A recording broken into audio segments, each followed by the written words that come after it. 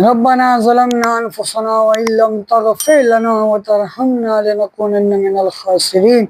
الله رب العزت زموږ ټول مسلمانانو ګناهونه معاف کړي.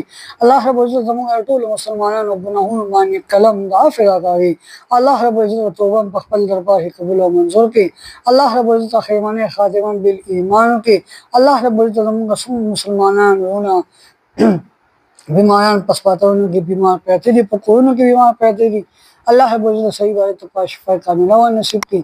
الله رب العزت صبح مسلمانان نن چې پریشان دي، الله رب العزت په خپل قدرت کامله سره پریشانی په خوشاله باندې بدل کړي. الله رب العزت چا باندې قرضونه الله د قرض نه خلاص کړي.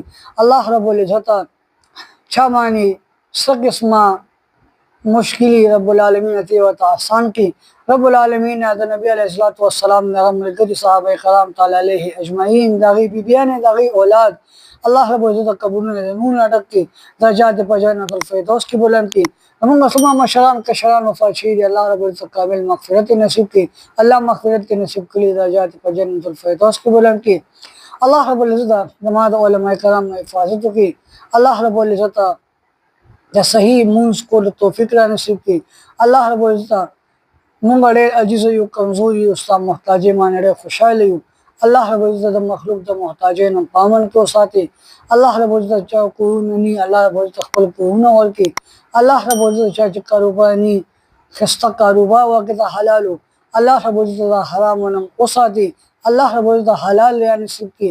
او الله رب العزت کم خلق ودونو شنید شهید الکارو الله رب العزت په پردنشین بیان باندې ول کوونه آباد کی. کوم جن کو دوی نشي الله رب العزت په دنیا کې چې کوم زموږ علما کال په کال فارغيږي. الله رب العزت زموږ په خويند په قسمتونو کې علماء رښتیولي کی. اچھا چې اولاد ني رب العالمین نه صالح اولاد ورکی. اولاد وی رب العالمین ته نیک صالح واتلوي کی. والله الله رب العزت ملک په وخت کې اوچت واسط عظیم کلمه نصیب کی. چې لا اله الا الله محمد رسول الله.